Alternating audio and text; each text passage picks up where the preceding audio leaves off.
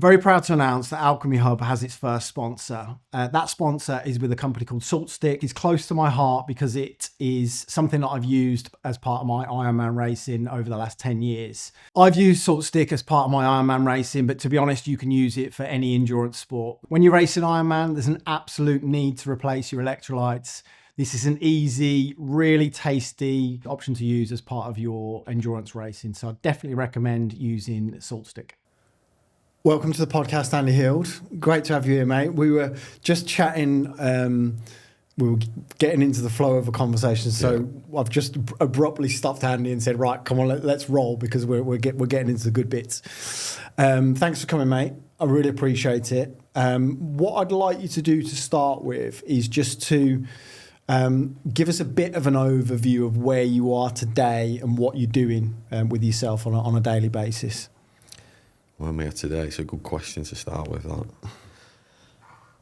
I've got lots of different things, lots of different things going on. Whether it's working, I'm doing some work as a consultant. So I set up Sportivity Consultants as a way out and a way of changing my current position I found myself in at the time. Without really having an understanding of where it was going and what it was doing. Okay. Leap of faith. Just off you go. Yeah, nice. I knew I could add value and off it went. But I suppose right back now where I am, you know, I'm working with a number of big stakeholders in the sport and physical activity space. Working with national governing bodies of sport directly, which is also really cool. Also working with some smaller businesses, but also working on an individual level with people from a professional coaching capacity. Got some new businesses that have set up that are new. You know, we were just chatting about the changing room being one of them, which is really cool. And the businesses that I've set up are, I suppose, things that, you know, was interesting when we spoke last week. You know, that I've got that moral purpose. So. And everything I'm kind of doing at the minute kind of aligns to my why, my moral approach, and I'm really enjoying it. Very good. Okay, so sports your passion, physical activity, driving movement in kids, football, which we'll come on to. So. Tell us about young Andy, 14, 15 years old. What was he like? What did he do? What was he into? Young Andy. Do you know what, mate? So football's a massive part of my life, but football wasn't really a thing for me. Really? As a kid. I was fortunate and I'm very grateful now when you really reflect back in that where I grew up, where my mum and dad, I was born in Salford originally, and my parents moved to Lee, and the estate where we lived, there was lots of kids my age. So, you know, I met loads of lads. So what 14-year-old Andy was literally out every night. It weren't just football. It was cricket. It was tennis. It was out doing things, mountain biking, BMXing. Skateboarding until I broke my wrist. Skateboarding. We were doing everything, you know. So it was like, and I think it was only like, I remember playing one game, similar around that age of 14, playing a football match on Edale Field, and there was a lad there who was, I think he was about 16, 17. He was just having a massive game between us as you did then, and he was at Everton, and he came over to me. I remember he saying, he's like, "You're not bad, you know. You're all right." I was like, "All right," and I think that was the very, very first time I thought, football. But yeah, I never really thought about it that way. I think I just went with the flow a little bit, and I think I'm still like that today. But I went with the flow a little bit, and I think it was always inevitably possible for me that I was gonna go into a construction type job. My dad is a grafter, and he's a lot of who I am is because of that subconsciously hard working sort of approach. But And he worked in a building trade and got promoted and ended up being a director of a huge building firm and now retired. But I think that was kind of it. I can do what I want in a way because I can get built. I'll always get a job in a building trade because my dad. So, and I'm I suppose now blessed for that because it was quite an open approach to wherever it went. Yeah. And then it went kind of, football became a bit of a thing and then played at Wigan for a bit and then was fortunate enough to play for Morecambe in a semi-professional capacity and at the same time kind of got into football coaching. Yep. And that was where it all started really. And then my first job was a coach. So. Okay. And so then, and what were you like at school? Were you a pain in the arse? Were you a decent kid? Were you engaged with education? What was I like at school? Bit of a soft ass, to be honest. Really? Yeah. Really? Yeah, I was a bit of a conformer. He walked around with a perm because my mate had a perm. Class. Stayed out of trouble. Yeah. Fair enough. But wasn't very academic. So when I say academic, your maths, your English. The classroom environment was just the place I went. Yeah. I just got through school. Yeah. Kept my head down. Did it. Didn't necessarily enjoy it.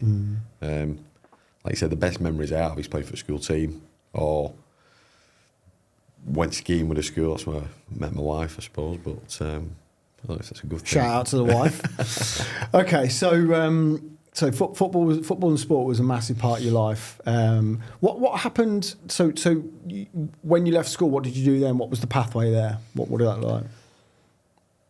Well, when I was at school, there was a couple of lads was knocking around me. There was a course came up which was sports coaching, football coaching, and leisure and tourism, De La Salle College, and it was like that sounds easy. It's no maths, no English, sport. I enrolled on that. I think I did 2 days in leisure and tourism, and then that was no, I'm not doing that. So I ended up literally going to college doing a football coaching course and a sports coaching course, which kind of just, you got qualified in different sports and learned how to coach. Did my level 2 football badge. I think it was prelim, it was called then. And that was interesting, that was good, because that was where, during the small-sided games, whilst at college, Jim Harvey, who was the manager at Morecambe at the time, he just saw me in those games and went, I'll have a bit of you, sort of thing. Okay. Can you play for our reserves? We're playing Preston North End, and I played that first game, played well, and within 24 hours, I'd signed a contract for him. So it was like really quick. So, but then it was, I need to get a job. And about right place, right time, I suppose. We might get into the spiritual side of things, but I ended up getting they built the JJB soccer dome. I remember that, yeah. Dave Whelan invested in this state-of-the-art indoor 3G football thing. Nobody else had it. It was the first in the country. And it was right on my doorstep. So I applied for a job, met a guy called Darren Bowles straight away. He went, right, when can you start, sort of thing. You know, my job was a soccer assistant. It was a bit like a glorified cleaner. So, you know, some of the stories. But anyway, you'd go in and you'd do your duties, which was tidying pitches, litter picking, emptying bins, all that sort of stuff. But every single day you got to coach. You got paid a higher rate for your coaching, which was also Brucey. So, yeah, and that's where it started. And then it kind of progressed. There was lots of shift and things happening. And I met, you know, what I didn't know then, but I met 2 great guys during that period. I met a guy called Steve Torpey. He's now head of academies at Brentford. A guy called Kev Perry. He's now head of the Wigan Warriors set up in terms of their colleges. But I had a good cultural network around me even then. They're hard working, we love sport, was passionate about it. But because it was so new, you was given, like I didn't know then, but you was given responsibilities to, like, well, we had to fill these pitches with kids. So there was a sales and marketing thing that we had to do. It was like, well, how do we do it? Well, let's get some flyers. Let's stick them out. Let's get some posters done, sort of thing. Let's speak to schools. And they look like cold calling, you know, just literally going through, back then what was the Yellow Pages, and just ringing people up. And we had to make, like, we made a deal between me and a lad called Kev at the time, make 20 phone calls. every day, make a list. Which ones are warm, which ones are not. And that was part of our daily routines. But we used to fill these pitches with kids. And then between us, we kind of got given, there was a change in the system. Dave Whelan, was a very successful leader, but he had a bit of an iron axe in terms of way he did things. Really? And there was a lot of change in the management above. You just saw these, when you worked for Dave Whelan, you had a Mercedes and you had a JJB number plate. So you always knew, but all these cars kept coming in all the time, different people. But we got given the responsibility to become basically soccer development managers.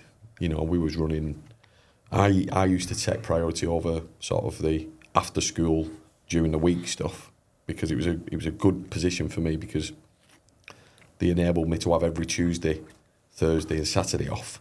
To play football? Play football. As then Kev, who always worked, we used to pick the weekends up. Downside, I had to work Friday nights and bloody every Sunday, but we got through it. So we was responsible for basically running the whole junior football setup, setting up camps. We had sponsorship deals, I think, with Nesquik milkshakes. I love that one. Chocolate. And that was it, yeah, mate. And Robinson Fruit Shoot, I think we had something with them. We had, and then it was corporate events. So it was like, who wants to do it? I was like, well, how hard can it be? Well, we want at least a corporate event a month, right? So again, we just kind of did the same system. We had Asda, we had all these warehouses, we were just ringing them up, and we filled them. But then it was like, right, well, who's going to run it? I was like, well, it's me then, isn't it? So then it was like, literally, I remember getting a chair, standing up at a chair, saying, right, a lot of big blokes, warehouse workers who's all come in ready for a game of football, saying, right, this is the first match, here's your fixtures, and we just did it. And it's funny how did it feel like it all, looking back, that it all sort of just fell into place and it was all just doors opening as and when they should be? Is that how it felt? Yeah, and that's it. And I just thought, like, even when you're, it's nice to reflect now and think about it. It's like I just did it. Yeah. Like, I didn't really think about it. I just thought, well, just get it done. But always in the forefront, I was like, well, if I do that, I might get a promotion. If I do that, they might like me. If I do that, I'll be well thought of. Yeah. That was kind of always my... And I think, again, that comes back to my old man in terms of, work hard, be a good person, do what's meant to be done. And a lot of those principles stick with me today. And that I think image plays a big role in who you are. What happened there then? What was the next step from there then? Well, the next step from there is then I did get promoted. Yeah. They opened the gym. So they got rid of 3 of the pitches and they converted it into the JJB Health Club, swimming pool and gym equipment. So I trained through JJB, trained to be a gym instructor. Yeah. But then also got a duty manager's role. So it was a part-time duty manager's role. So I'd have like 3 shifts a week, where my role then was to look at staff rotas, cashing up, have some responsibility for sales, looking at how much money we were making, having to do some reporting, attend more meetings. And again, there was like, you sat in a meeting, all of a sudden you're out of a tracksuit into shirt and pants, rather than cleaning the toilets, you're checking it's clean. So that was cool, that was different. Yeah. And that was my first taste of managing people. We had the management of people when we was from a sports coaching, when we were doing the coaching bit, because we had to get coaches on the pitches with the kids. But that was the first kind of sight at money, income, cash flow. So what happened after that then? What was how long were you there for? And then there was a transition then, wasn't there? Well, I was there for about 6 years, and again about image. Me and a lad called Kev Perry, I mentioned earlier, we had we just built great relationships. And one of the parents, subconsciously, we didn't know this, but one of the parents was a guy called John Williams. He's passed away now, unfortunately, but he basically approached Kev one day and said, I own this training provider or education provider. I've just got a lot of funding from the Learning and Skills Council for an entry to employment programme, and I want to do it through sport. And it's basically working with youth offenders, kids with special needs, kids with barriers to learning, post 16 to 18-year-olds. And you and Andy would be perfect to kind of work in this job. And I can't remember if it was something like that. I think he might have approached Kev first. Kev come to me. But anyway, this guy had seen something in us, and we weren't qualified as teachers. So he was like, well, do you want it? And he threw some numbers at us in terms of salary. I think it was about 21 grand. The first salary was so he was on about 12 grand, 14 grand or something like that. But we're talking 20 odd years ago, 30 years ago. But it was like, yeah, happy days. When did we start? But again, we were thrown in as tutors, assessors, with all these needs, with barriers, to run a sports programme. We had hardly any equipment. We were like taking these kids to parks, taking them on runs, literally putting jumpers for goalposts, giving them opportunities. Me and Kev wrote the programme ourselves. We was taking them into gyms, and we made it work. We started to get outcomes for these young kids. Like, an outcome might have just been getting one of these kids a job at Asda. Apologies, sounds a bit condescending. Explain what NEAT is. Not in education and training. Yeah, because that's a big thing, isn't it? There's a lot of kids out there that... Yeah, loads, yeah. And like I said, it's, some of these kids had genuine drug addiction issues. We had some prison visits where we had to go and see some of the learners in prison, youth offenders. They used to call them the yacht workers, youth offending training team or something like that. Right. So you'd have different key workers that would be working with these children outside, who working with their families, social workers. But you saw some tricky stuff, didn't you? Oh, mate, yeah. What did you see, go on? One kid one day, squares up to you, they want to fight you because you're challenging them. And you've got to remind them of their actions. And, I remember one, he picked a pool ball up and slung it at me. We had head lice. Because of that. You had head lice? Oh, mate, yeah, it's a long story. But one kid in particular, but you literally like, I got the head lice, but you're having to teach some of these kids how to have a shower. One boy in particular, I'm like, right, there's a shower gel, washing. That's how, and you kind of go, well, how grateful you are for what you have. And there's a lot more of that out there than people think, isn't there? Yeah. I was with a couple of lads the other week. I've just started to do some work with.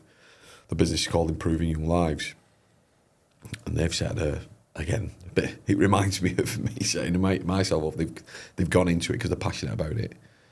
But it's not just happening in post 16 now; it's happening in primary education. I've been a school governor for 12 years, and because I've spoken to teachers before where they're, kids are coming into schools with nappies on, and the teacher having to explain to the kid, you point your willy in that direction, and that's kind of how you do it, and showing them basic human need, what people need. It's bizarre, but it's a lot. There's a lot of it, isn't there? And that's it. And that's what we're saying from a governor point of view. We've got this data and evidence to prove it. I'm governor of a small Catholic primary school in Leigh. Good school. But the new intake, so when you're taking in your new reception class, year on year, the amount of children that are coming in to school with an EHCP plan. What's that? It's like an educational, I shouldn't have said it really because I don't know what the acronym actually means, but it's basically that they've got an educational need. Yes. There's something been more identified. Of that. You see more of that. Or they've got a special educational need, or they're coming in with some sort of barrier. But then the class teachers and the schools are under that much pressure then, because these kids are coming in and they haven't got a clue, but they know something's not right. And these children need support. But then it has this knock-on effect all the way through their education life. And ultimately now there's a huge demand. Two good friends of mine, both from successful businesses. One's called WN7, one's called the Elysium Training, who do what I do. you know, when we started doing it, entry to employment was relatively new. People running businesses now on trying to help these post-16 kids find pathways and routes into work. Yeah. Yeah. So there's a big problem there. Okay. And what was the next step then? What did you do then? What was the next step? I think that's where we coming close Where to we when met. we met. Mate. Yeah. We're coming. Well, go on, get into that then. So Andy and I. So what happened? What happened next is I was loving that job. And there was pathway. I started to. So as much as I was working on the entry to employment program, there was a number of opportunities started to arise. So I got fully qualified as a post-16 teacher now. I was there for 4 years. I had to go to night school and study, as well as doing semi-pro football, as well as getting married during that time. You know, all of these things are going on. And I think that's kind of how my life goes. So I'm fully qualified. I then started to, this is some good story, I started to work with the apprentice footballers. So I had like Macclesfield, Oldham Athletic, Rochdale. So the 16, the YTS lads, you know, that were coming through, or the lads who were just, they're on their football apprenticeship schemes. They would train in the morning, and then they would come to, we used to go to Disbury College. So the company I was working, they'd subcontract that out. So I was ultimately their tutor. So I was taking for an MVQ in sport and leisure. Yeah. And a bit like I was, you know, they're all there going, I'm going to be a pro footballer. Like when I did my education thing, when I was at Morecambe for a spell, is you train in the morning, you didn't listen to the tutor in the afternoon. So I was like kind of saying to him, listen, lads, I've been where you've been. Like, I'm not really bothered if you don't want to listen to me, but I'm going to try and get you through this qualification. And it carried on, and this one group in particular, 3 lads. One of them's done really well. I think it's Christian Dennis. He's cracked on. He's had a fantastic career. But the rest of them were like, not listening. They just weren't engaged. And I said, tell you what's going to happen. I said, and I just signed for Lee RMI at the time. I said, I'm going to see you at pre-season. Oh, bet that hurt, didn't it? And they were like, what? I said, well, when you get released, I'm going to see you at pre-season. And they're like, yeah, whatever. Anyway, it turns out, lo and behold, it was Steve Bleasdale who just took over. He was with Lee Genesis. And then I walked in the dressing room. We were there. 2 of them sat there. And I went, all right, lads. Sort of thing. So, but that was really cool. So we like I said, I was doing that. We was doing some gym instruction. We got some contracts with colleges. So that it wasn't just in that bubble of E2E, it expanded. So I was enjoying it. Like I said, I'd moved out with Mum and Dad's at that time. Stupidly went and bought an Honda Civic Type R. Spent a fortune on it, paying £200 rent when what I should have done is went and bought a house. Got on the ladder, but I didn't. I had loads of fun and that with that. But yeah, that's where I met Danny. Well, I didn't meet Danny. I'd grown up with Danny Melling. And was in our local subby club. And I think he just got back from his sister's wedding. The Barbarellas. Yeah, Barbarellas, yeah. He got back from his sister's wedding. He bumped into Carl Fox, who was, you know, with Premier at the time, and, you know, sold him the idea of what was Premier Sport. Yeah. Danny's sister was a teacher. Interestingly, she hated sport.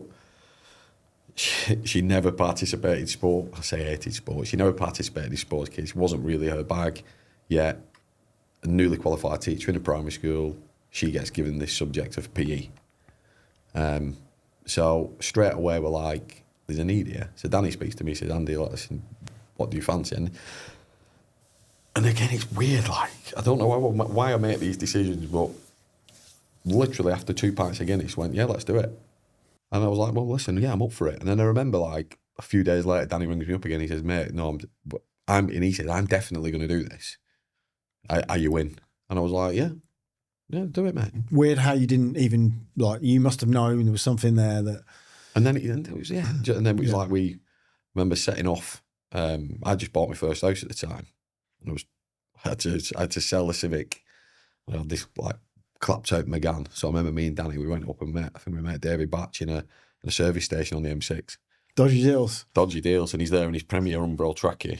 And I'm like, you go, and he's going, yeah, but do this is what you do. And like, gets in the car, me and Danny, we up for it, like, yeah. And then we went back and we was playing around with it. And again, you've not got a clue, we never had a business in our life. So you're like, well, what are you going to do? So like, well, we need a name. What are we going to call it?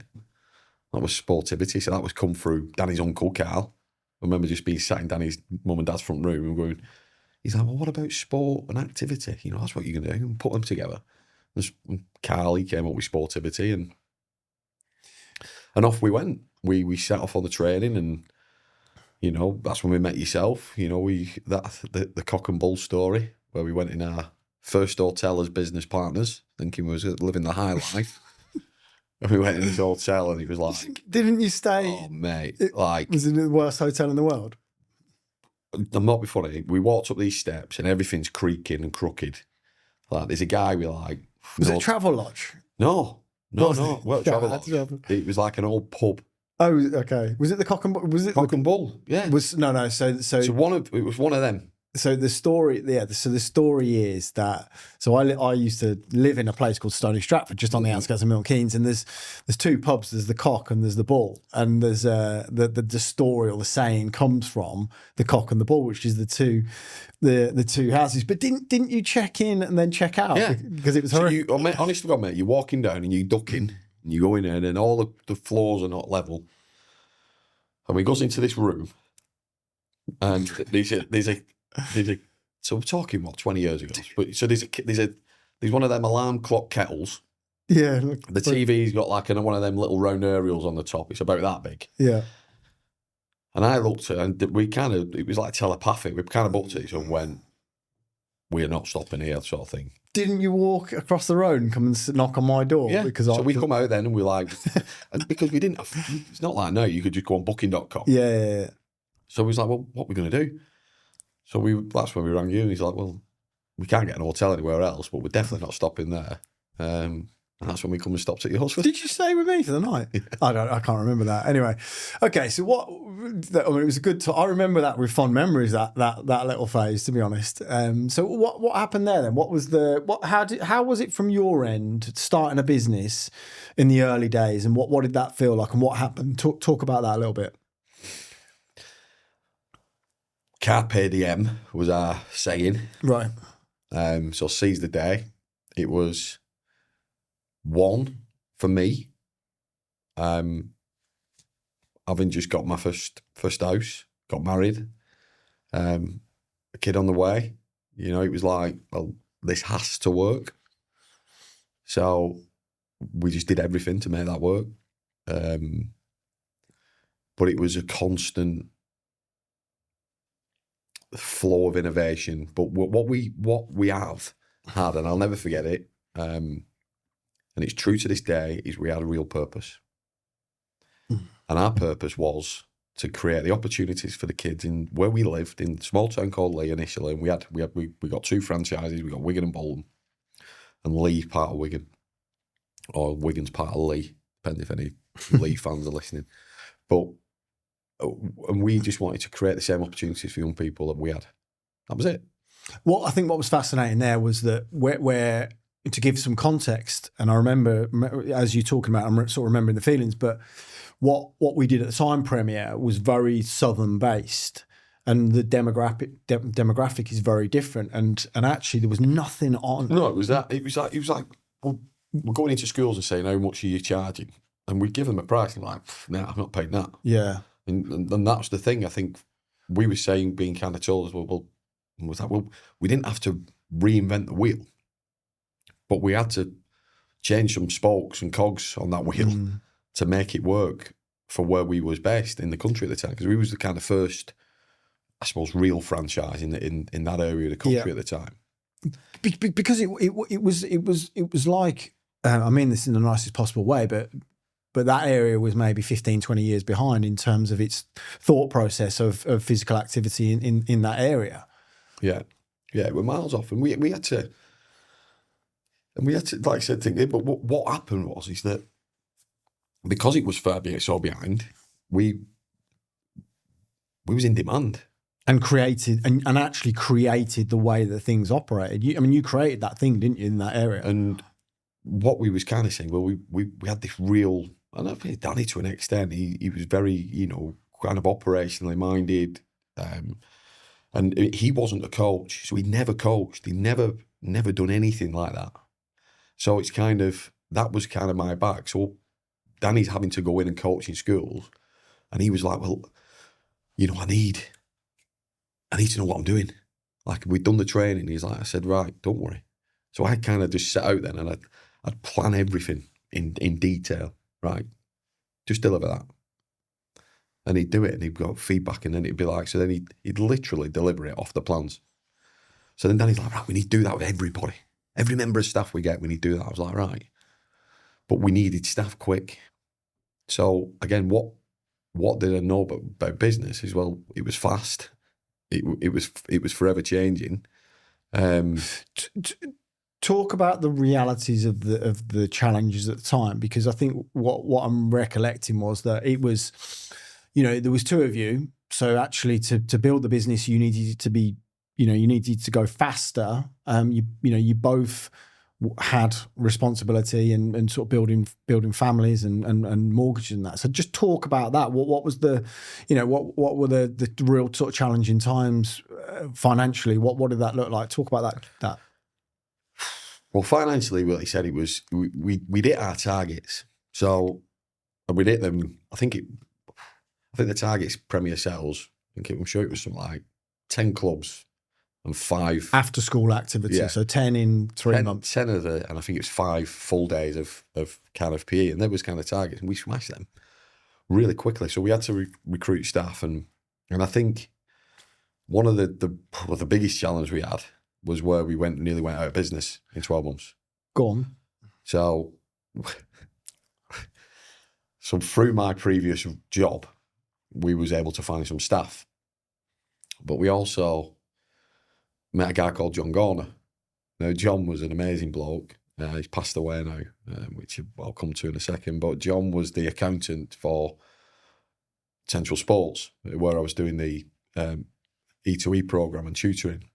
And me and Danny, I said, listen, Danny, I know John. He's a fantastic guy. He's an accountant. And I think Premier said, go with these. And we was like, no, we want something local for us, and we know, who we trust.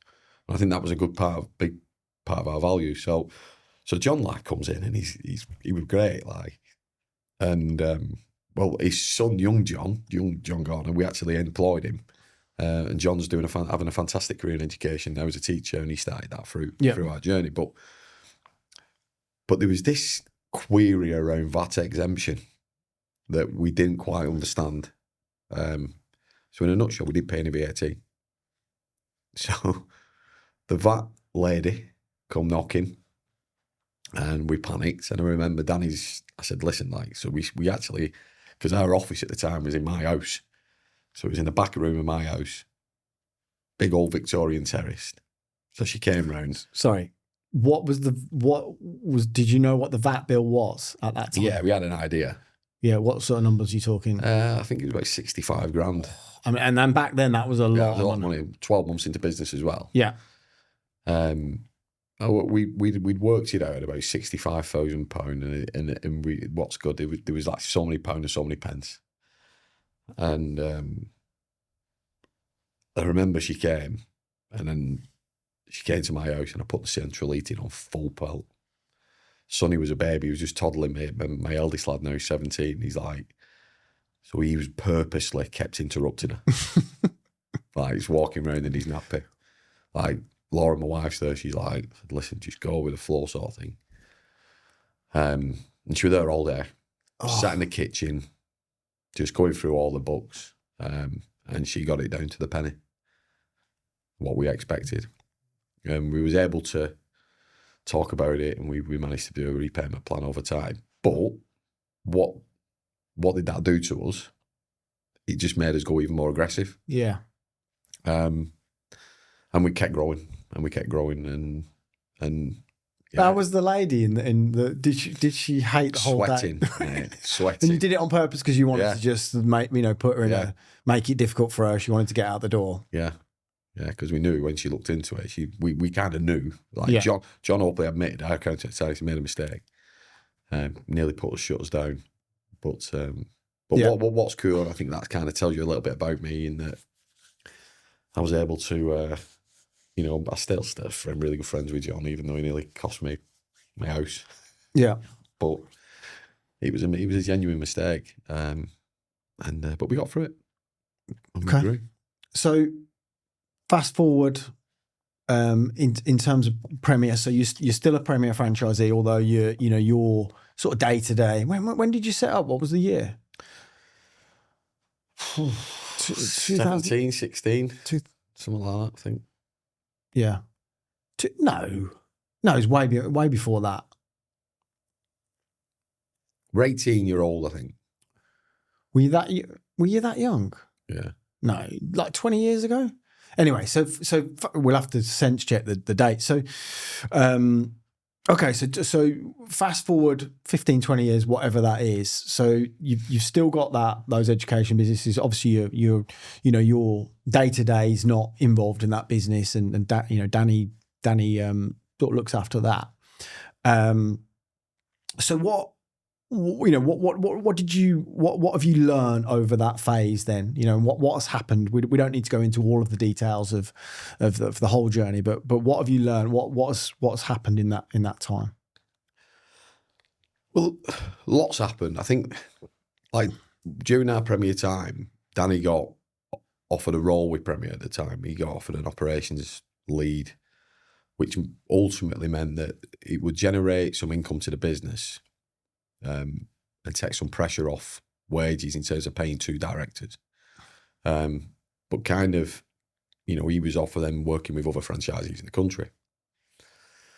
And fair play to him, that was, and then he was kind of, I think at the time, quite badgering to say, well, listen, he's doing that. I've got Andy here doing this. And I think if we could replicate what we've done locally on a national, it would really help all the franchises nationally. So then I took on a similar role. So me and Danny then kind of came out of the business.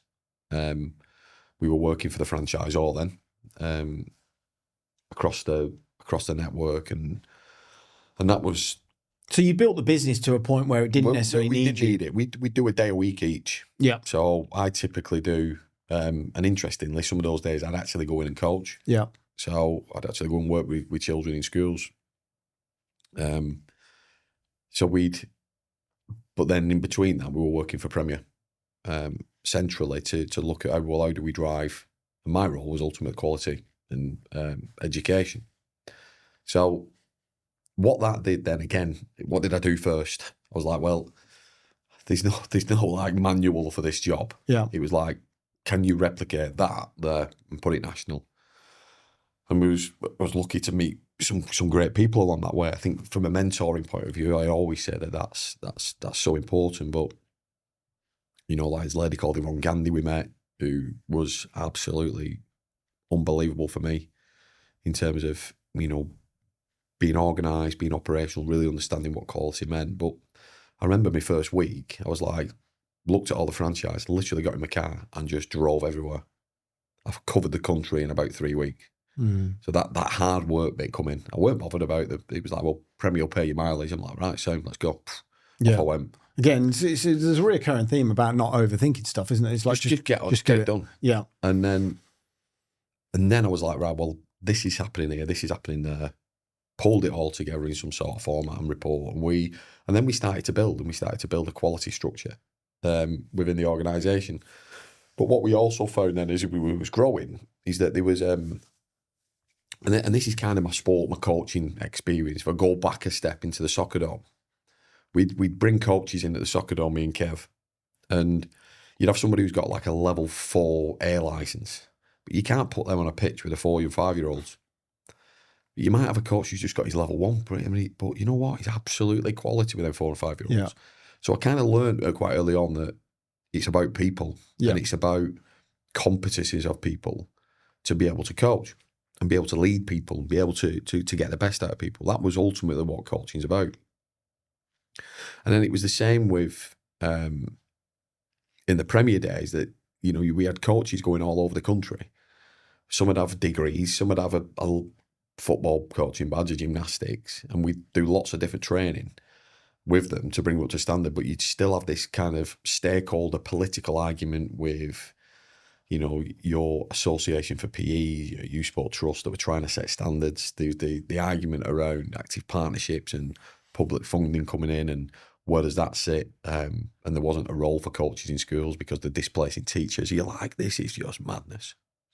So what I tried to do then is try to evidence that, not me on my own, but with a group of people to build a quality framework. And that ultimately, and again, what did I learn through then? That quality framework will influence growth. Yeah. So I get, this is interesting. So essentially, what you're saying is that probably like 15 years ago, there sort of still isn't a real standard of this is what good looks like in terms of teaching sport, physical activity into schools.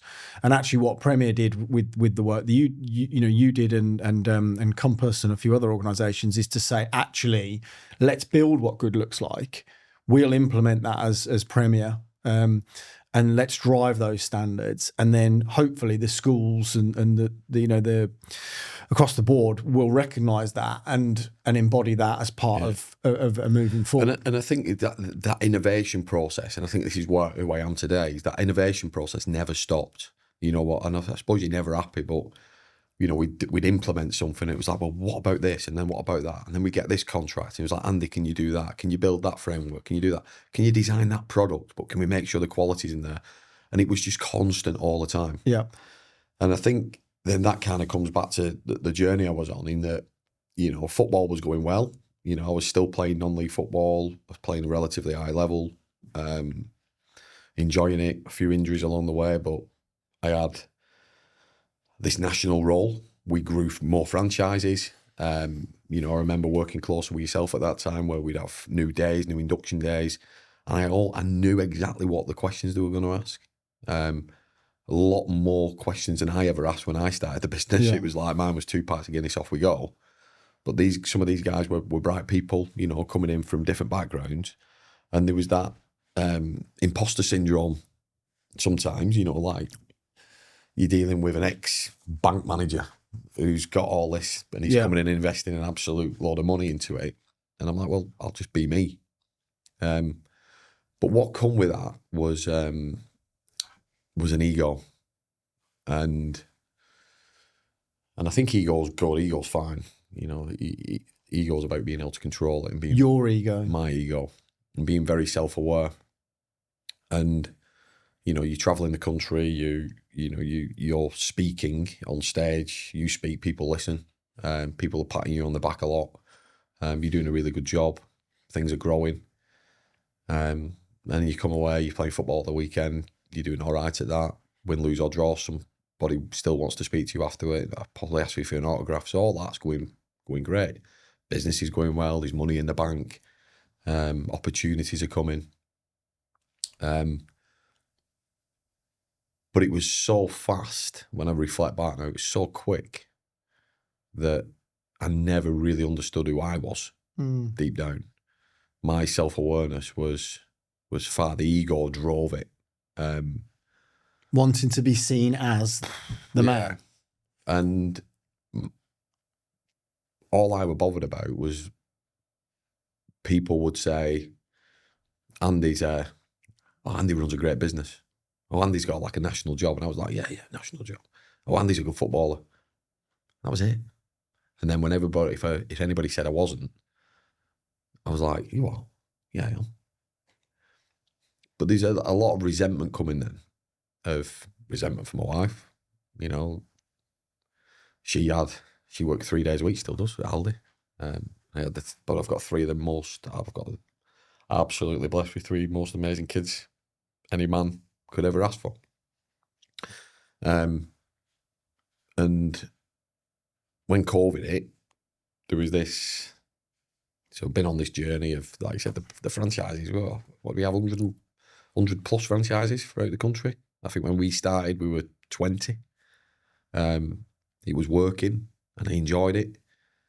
And again, in that role, I was able to work with national governing bodies of sport. I was able to work with awarding organisations. I I was able to understand how apprenticeships worked. I was able to become a centre manager. I was able to develop qualifications. I was able to go through quality assurance processes, work with key people like Ofsted inspectors, working with multiple leaders, building these connections, and again, getting a good reputation for delivering impactful work.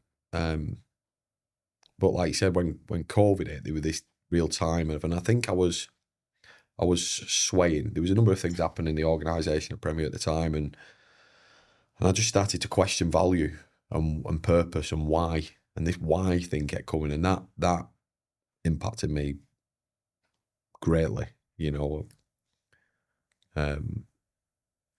Where I tried to take my own life. Now, you know, blessed. The universe has didn't want that to happen. Because I wasn't aware of how. I didn't know any of that stuff. So how long had it been bubbling for, that sort of challenge with? I think it'd been bubbling a while. I think I wasn't, as much as I was myself. I'd gone too far away from who I really was, and I had this real lack of self-awareness. And ultimately, what my inner self was saying is that I was rubbish at everything. I was fake. It wasn't real. I was a rubbish dad. I was a rubbish son. I was rubbish at my job. I just winged it. I think we all wing it to an extent. I think the difference between people that do wing it is the ones that know that they're winging it, the experts at it. But it just got to the point where it was like, well, everyone would be better off, weren't you? Cool, you must have been in a dark place. Yeah, hidden. You just hide a lot. You don't speak. And I think, you know, what happened because of that then is I just started to, that what happened and it failed, but it was almost like a light bulb moment. I've said this before. I feel like I've been hit in the face. Say, right, you absolute idiot. What are you doing? And then I just started to talk. I just started to go, this is how I actually feel. I started to, you know, really open up with my wife and speak to my mum and dad more and hug my kids more and speak to my friends more, but also really identify, well, what circles do I want to be in? And I made some big changes. You know, I came out of football, something that was a huge part of my life. Part of your life, yeah. And in the footballer. Got rid of that.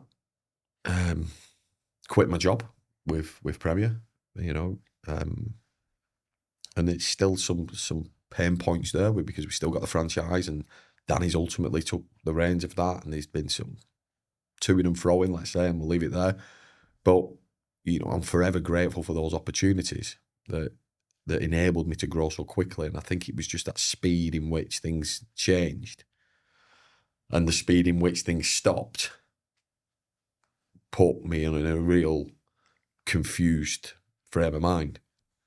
But I was then able to identify, well, like you said, this self-awareness. And I think that's, the more self-aware you are, the better you are at pretty much anything that you do, because you make better choices. So you were essentially realising who the real Andy Hill was. Yeah. Like the real Andy Hill, not the one that your ego was driving. Yeah, 100%. You know, I think as a kid, like little things like I never drank, I never smoked, I never really went out. I went this party guy, and all of a sudden this Andy Hill's, you know, going out, he's having a say, he's doing this, he's that. I'm like, that's not me. Like, really, that's not me. Didn't it feel right when you were doing it? Not me, no. Yeah, okay. No, my mum and dad didn't know that. Like, okay. They didn't know. They, you know, I'm the blue-eyed boy sort of thing. And it was like, I am not this person. So it was hard, but everything happens for a reason. And I had a dream to work totally independently as a consultant. I had a dream to run a marathon. I had a dream to be academically, and I think that was always a little bug of mine, that I was never deemed as someone who was quite academic. To to wear a cap and gown and be seen as that. People have opinions on, do you need it, do you not need it? I wanted that. I wouldn't never advise setting a business up all on your own, quitting your job, running a marathon and doing an MBA all at the exact You did it same all time. together, yeah. So what did you do your MBA in? So Masters of Business Administration in Strategic Leadership, and passed with distinction. Yeah, of course.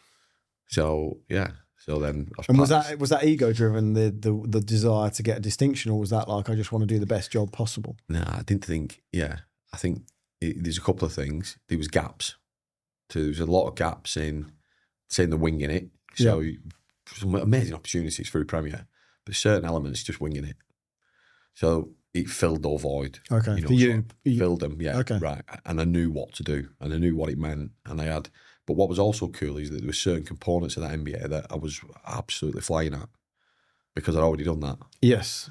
So there was. You've been in the arena and felt what it actually felt like to have a team of 50 staff and pay wages. And I think there's a lot of things with it. Like it was the I use this term quite a bit. The cultural network that I built up on that course were unbelievable people. Some of them had walked similar shoes to me.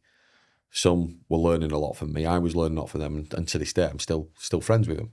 You know, we built a great network to make them. You know, and as daft as this sounds, you know, as I'm going through the MBA, my driver was my kids, my wife, my mum and my dad are going to see me with that cap and gown on, and I cannot wait to see my mum's face.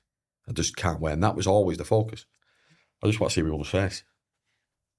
And that visualising of, well, why am I doing this? Well, I'm doing this because, it's going to fill those gaps. There's the transactional elements of this is going to improve me. This is going to also give other people's opinions of me. And like it or not, people make those judgments on how many letters you've got after your name. Some do. So it ticks that box. But it also gives me something to lean back on. You know, part of the CMI group, and I've just found this passion. I think for learning. I'm currently doing another degree in professional coaching. I became a chartered fellow with SIMSPA, which is a process you've got to go through from an academic point of view, which I'm buzzing about, and I think that is something that makes me proud that I can. Yeah. I can play that level. Yeah, so you've got you've done it the wrong way around, in a way, in that you've gone in, you've just winged it, you've eating your dessert first. You've ate your dessert first, and you've made all the mistakes. You stood in the arena and you're like, right, I'm going to figure this out, and I'm going to be 65 grand down in VAT, and we're going to get that. We're going to find a solution here, and then you're like, do you know what? Actually, I want to sense check my own knowledge within a traditional education structure and see what the gaps are. And for you, that was super, super powerful. I just want to bring you back to, if we can, so the suicide attempt. What was going through? What brought you to that point, and talk in detail about that at that top point in time. What did that look like? The kids. Yeah. The failure as a dad. Okay. Was then literally, right, I'm done. Go on. Again, it's just stupid, but it is what it is. But and then this is why it's so important. And I like, I'm happy. I talk about this because it's so important to talk. It is that you might think it's stupid. I still think it's stupid what I did to this day. Like I went for a run with my boys. It was COVID. Yeah. It was slightly coming out of it. And I said, come on. And that was my ego. That was dad, alpha, male. Come on, kids, you're going to run. You've got to be fit. You've got to get fit. You can't just be sat there doing nothing at home. Come on. And we went for a run. And I remember Sonny's like, oh, my legs are sore. This, come on. This is such a stupid story. And I just found myself getting all that agitated and angry. And I'm like, what's going on? And I just ran off. And we was about half a mile from home, and tapping, and I walked through the door, and Yeah, it was. I just couldn't believe what I've done. And then everybody always, crying. I just went, see ya, I'm off, done. What was your, how were you going to do it? What was the... No thought, mate. I just went off in my car and basically tried to write the car off with me in it. I made the best attempt at that. And he failed. And I just think, it could have been, he could have, 100% could have smashed everything into pieces, that was my goal. There's a point of it of no return. And I'm fortunate that my decision of the point of no return enabled me to stay. These other ways in which I could have done it, which them thoughts were coming in, and that's the ugly thing of the thought process of how and what and when. And I've had these past as well. It doesn't fully go. I think the neurodiversity, the thoughts, the thinking, the coping mechanisms, and I've found multiple ways of now dealing with that. But that point of no return decision was horrible, and I could have killed somebody else. It could have, lots of things could have happened, but it didn't. And what's mad about that is I remember pulling up to a set of traffic lights in an absolute numbness of not understanding anything, just numb. And Cleggy rang me. Are you all right, mate? I went, no. Well, what's up? And so it began, the way out. Divine interjection, then maybe. Okay, and then what? I'm just kind of mindful of time. So, yeah. Look, first of all, thanks for sharing that story. So, talk to us about what happened from that point onwards. We don't necessarily need to know every single step, but what was the journey from there? So the journey from there is, like I said, so I set up off. I decided to quit everything. And was that a weight off your shoulders, quitting stuff? Yeah. Did you know? It felt like I'd started to think and make a fresh start. I joined Andy's Man Club, which again was really hard. So I remember sitting in the car park. So Andy's Man Club is a mental health charity for men nationwide. Mad that it starts with my name as well, which was also a bit weird. Every Monday, 7:00, there was one down the road from me. I'd done some cognitive behaviour therapy to try and understand what was going on. Didn't really want to go to the doctors and have any medication. That's not for me. It wasn't depression. This was thoughts. This was neuro. This was something not processing. So anyway, I'm sat in a car park. In fact, I drove past it 3 times. And I could see the sign. I'm like, so I'm driving round anyway, gets on the car park. Do I need this? Do I really need this? Like, am I really that bad? And I'm like, well, yeah. So it's like these 2 people talking to me again. My head's going, right, come on. And I'm like, I'm shit scared. I'm scared to death of walking into this group. Because Andy Heald is this... Oh, mate, I'm scared to death. And I'm like, and again, what am I scared of? The greatest thing that I think everybody's fearful of is, what are other people going to think? And I was like, just do it. So a bit like going back to just do it, the business. Just do it. Just get it done. Stop being it. Just to get us out of the car. And walking through that door was like, oh. And I'll never forget it. Some of the blokes there, he's like called Simon. All right, mate. You all right? You got a brew? I went, yeah. You got a biscuit? Like you said, did you hear about it? Like I said, and I'm dying to talk already. And he's like, listen, don't worry. I'll sit next to you. Everything's going to be fine. This is what's going to happen.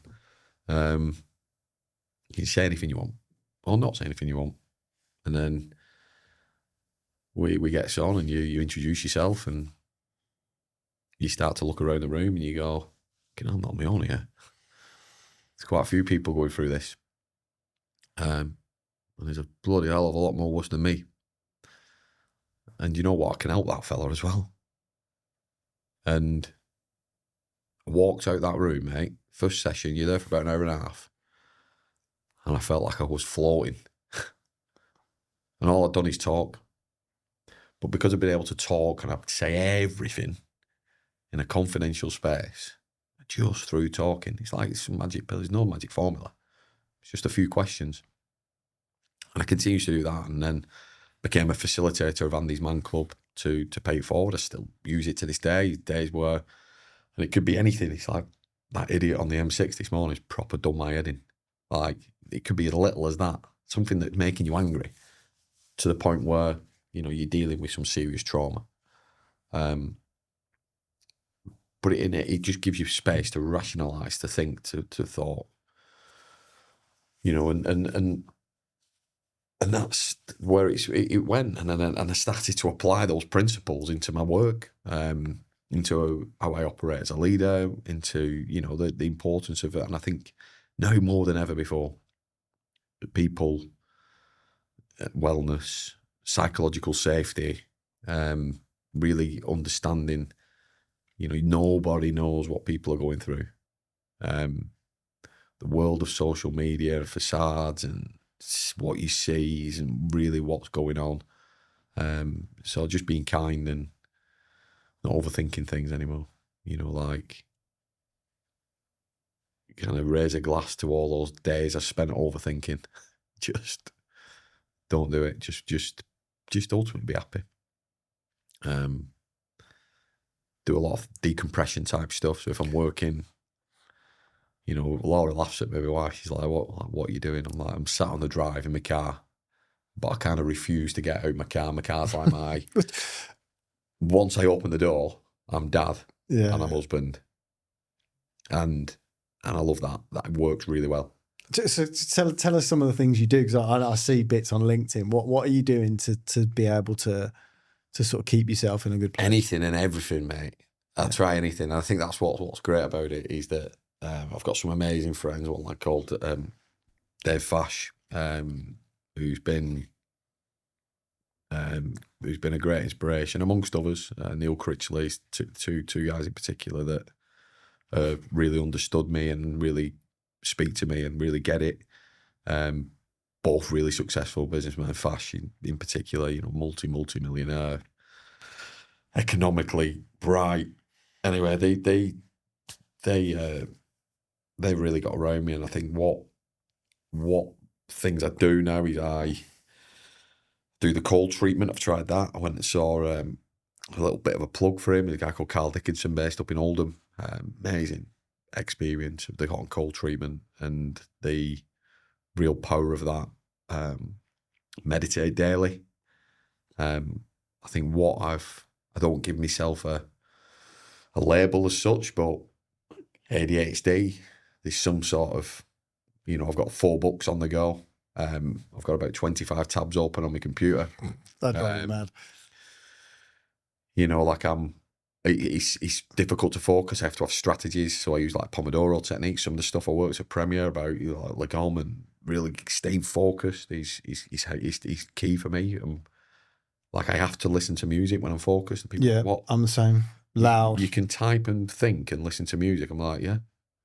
Like, automatically, some people are like, that's weird, but it works for me. I do a lot of swimming. I think exercise is key, but most recently, just, you know, the running was my way out, but that just knees and so on, I found it would be better, so I'll swim. Currently doing a swim for charity at the minute. It's 22 miles throughout March for Diabetes UK. So, and I think, yeah, it's the importance of physical activity, breath work, meditation, because meditation quietens this and it slows it right down. Breath work does the same. Psychedelics have a purpose. I think the neuroscience of things it really interests me. The natural form of medicating yourself has become really powerful. Mushrooms, DMT, So it's a bit of a Methylene blue at the minute, just as a way of, you know, the mitochondria. And it's, again, you got to do your own research in these things, make sure they're right for you, and you're safe to do so. But, you know, these things have proved to be game changing. Yeah, it's interesting, isn't it? Because in a way, it's a taboo subject. The last guest I had on, we were talking about exactly the same thing, but a lot of this stuff is natural, isn't it? You know, it's in the world. It's plants. You know, a lot of the solutions that we need to help us, they're there. The chemistry of the brain, in terms of how that operates, is that I am very neurodiverse. You know, like the projects I've got on the go at the minute. Like if I tell you all of the projects, like I'll tell you. Shall I tell you the projects? Give us a summary. Well, I've got 6 tremendously big, what I would say, big projects in a minute, and 2 of them for somebody would be a full-time job on its own.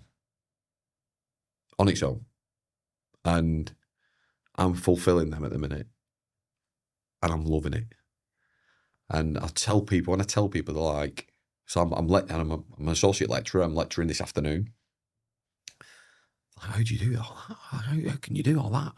People say that to me all the time. How do you actually function? I was like, you know what? It's a superpower. So my changing format and process now is the way I am. I've got some superpowers. My superpower is I can process. So reframing the challenges that you've got, mate. Yeah, I the way I believe it and see it, and I have to be conscious, because I do have signs of burnout, and I have signs of, because it's. But everything's fast performing. The quick and slow brain, mine's quick, and I work out solutions quite quickly. I like innovation.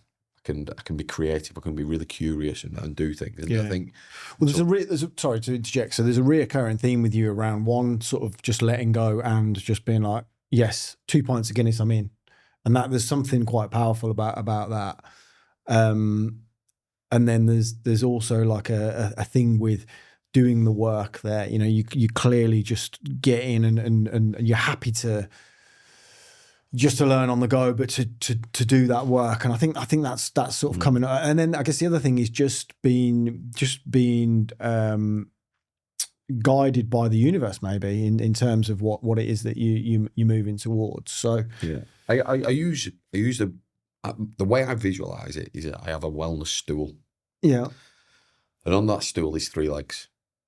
One leg is my relationships. So my family, my kids, my wife, my friends, the people that you want to be with and be around, who I value. The middle leg is self. And because ultimately, the reason that's in the middle is because if that isn't right, you might as well forget about the other 2, because the final one's work. Yeah. And I try to visualize it as there's a ball sat on the top. And if that ball rolls off, then you've got a problem, because one of them legs are. But what we tend to find is this leg is the shortest, because we work, and we think that's it. Think like work. And then the same with me with ego. It's all about work. It's all about image. But inside, I'm like, you're tired, you're not really living out who you truly are in terms of your values, and then the relationships go. So I mentioned about decompression exercises. That's my way of going. Keeping that balance. Work leg, right? Yeah, it's steady, solid. Yeah. But now I'm relationships. It's fundamental, yeah. Okay, we're coming towards the end now. Just need to. We could go all day, mate. I think that's the challenge. Talk to us about the future then. What are you? What's the next? What's coming down the road for Andy Hield? What's coming down the road? It's crazy, isn't it? Do you know what, mate? I'm not entirely sure. That's beautiful, isn't it? And how are you in that uncertainty? See, I struggle with that. How are you in that uncertainty? I'm all right. I think I've learned the hard way that success without well-being is failure in disguise. Is the kind of way I... Well, say that again. I like that. Success without well-being is failure in disguise. So I've got opportunities at the minute. I've got things happening I'm trialing things. I'm testing things. I've just done this LinkedIn Sales Navigator, and if anybody gets to listen to this and see it, and you've had a message from me and I've not replied, I do apologise. It is an automated system, but my God, it works. Yeah, you said it's powerful. That. Yeah, but I'm like, oh. So all them people have said yes to me. Like, what am I going to do next? Yeah, I could definitely add value to you. But the reason I've done that is because I know that the opportunities are vast. I'm loving the work I'm doing in the sector at the minute around sport, physical activity, and health at a public level through the Chartered Institute for Sport and Physical Activity, SIMSPA. I love the work I'm doing with stuff on disability sport at the minute. Yeah. Got some really good contracts. I'm doing some great work in a football capacity with another NGB in that world, which just sees great opportunities. It's an emerging sport. But I've got some positive disruptive work going on around swimming, which is cool. Yeah. It's getting everybody thinking and getting everybody going, well, what's right, what's wrong, does this work? But right at the heart of it, there's a moral purpose, because it's literally saving kids' lives. So I love that. And then there's other business opportunities coming up, like these, we mentioned about the changing room, which is about business networking. The opportunities to work with someone like yourself again on ideas and to innovate, and I've do some work with a booking system that we've created. Yep. You're busy man then. Busy man. Loads going on. So. Okay. Yeah. Part 2. We'll have to do a part 2. So just leave, if you were to, and I think you've covered quite a lot as well, but just in terms of like one thing that you would, what would you say to your younger self if you could talk to him now? What would you say to him? Mate, because I do this. I've done this. Maybe talk about business. Maybe relate it to business. But what would it be? I do this quite a bit, mate. Where I've visualised it, because where I go running is where I grew up. And I think it was one day I was listening to something, and it was like he actually said that similar question: what would your younger self say to you today? And I think he'd go, he's a pretty cool guy. He's a kind fella. He's got good values at the heart. Possibly a young kid won't say that, but I think I'd get down on one knee to my younger self, and I'd learn about him. I'd show genuine interest, and I'd be present with that person. And for that, my young self would feel slightly empowered, even for a slightly little minute, and would think that I was a kind and good looking, of course. There's the ego. Brilliant. Healthy, infused person. Brilliant. Wrap up there, mate. Thank you very much for your time. Part 2 pending.